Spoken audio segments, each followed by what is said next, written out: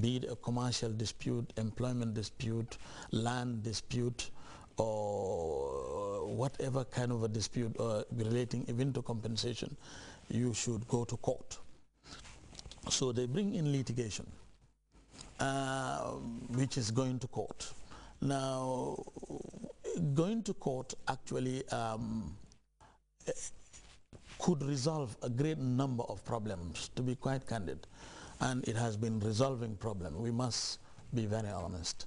It has been resolving problems. Lawyers have done some extraordinary jobs here to litigation.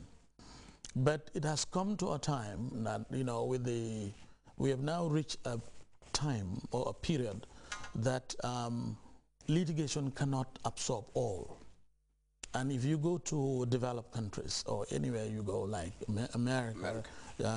Germany, France, England, they've seen that, well, okay, they have to pay for a way in order to settle most of these disputes. So they return back to what the colonial master, or what they found when they came here. ADR. That is alternative dispute resolution. Because we were doing mediation, we were doing conciliation, we were doing arbitration, and we were doing negotiations. And these actually sorts of mechanisms, they exist in our own languages.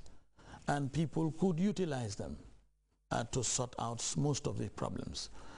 Even, for example, if we look inside public administration, which is another kind of administration, different to labor administration, because labor administration is an administration dealing with public activities, but in the field of national labor policy. Whereas in public administration, when you come to authority, power, and you have mandate to do certain things, it must be confined within what the law says.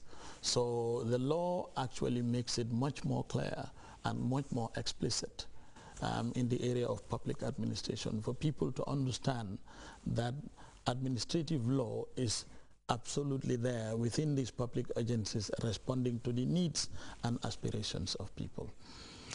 So if you ADR now utilizing them inside all these different kinds of administration is a cross-cutting issue.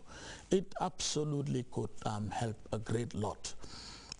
Some people who are actually who have seen now the importance of ADR, they've seen that they could at least make it work, you know, in a way that it will be in line or connected, a court-connected ADR with the one dealing with litigation.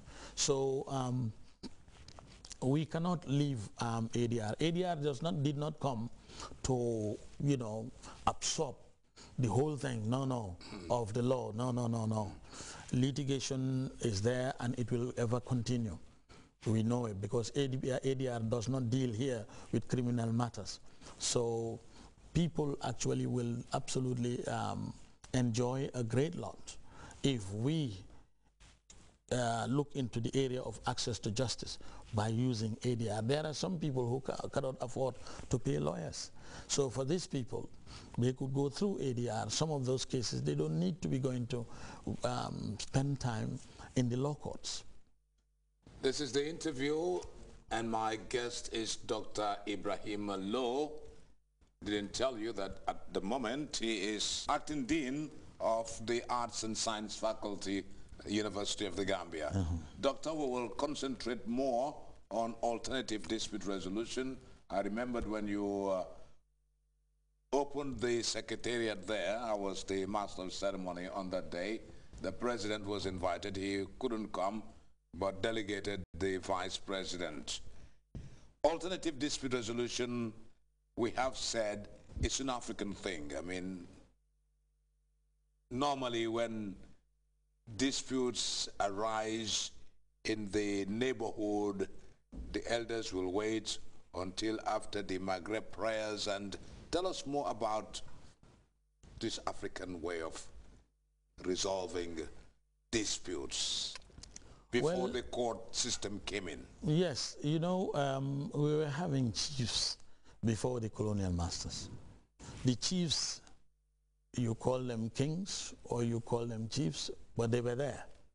They were either, it could go through inheritance, or if not, it could, people could identify them to become chiefs.